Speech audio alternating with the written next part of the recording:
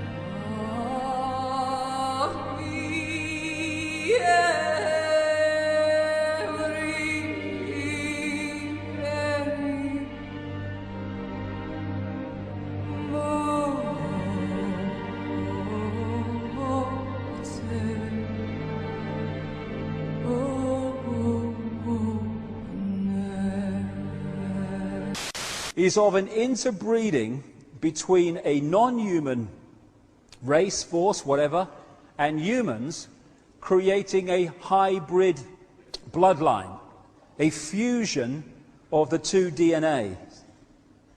Even in Genesis, we have one version of this, but you find this all over the world, in every culture. As the Bible says in Genesis, there were giants on the earth in those days, or in the earth as it puts it, and also after that, where the sons of God came in unto the daughters of men, and they bare children to them. And the same became mighty men which were of old, men of renown. These hybrid bloodlines, this interbreeding, produced the kings and queens and the elite royal families of the ancient world, where they claim their right, their genetic right to be the king or the queen or the leader because of their connection to the gods. And all over the world you find this. And what do we have today? We have the Queen as head of state of this country purely because of her DNA. In Sumer you find the same. Sumer, which became Babylon, which became Iraq, has ancient texts and tablets which describe the same recurring global story of this interbreeding to create this hybrid race. The hybrid race became known as the demigods, part human, part God, because of this interbreeding connection. this hybrid bloodline went off across the world, up into Northern Europe.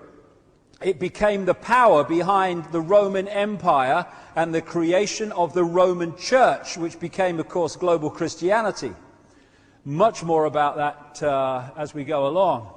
And everywhere it went, it became the royal bloodline, the elite bloodline, the one that became the leaders and the kings and the queens, and also the people in charge behind the scenes. And it interbred with other such bloodlines in Northern Europe to become the royal families and aristocratic families of Europe.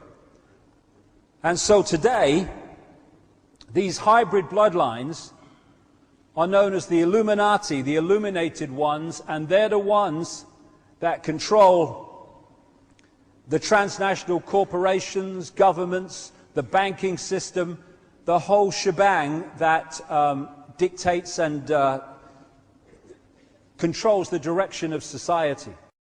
Many of the United States presidents have blood relations with each other. The Bush lineage has blood ties to a great number of former presidents. George Washington, Millard Fillmore, Franklin Pierce, Abraham Lincoln, Ulysses Grant, Rutherford Hayes, James Garfield, Grover Cleveland, Teddy Roosevelt, William Taft, Calvin Coolidge, Herbert Hoover, Franklin Roosevelt, Richard Nixon, and Gerald Ford. Michael Tessarion points out in his work that Bush is closely related to every European monarch on and off the throne, and has kinship with every member of Britain's royal family. Bush's family tree can be documented as far back as the early 15th century. He has a direct descent from Henry III and from Henry VIII's sister Mary Tudor.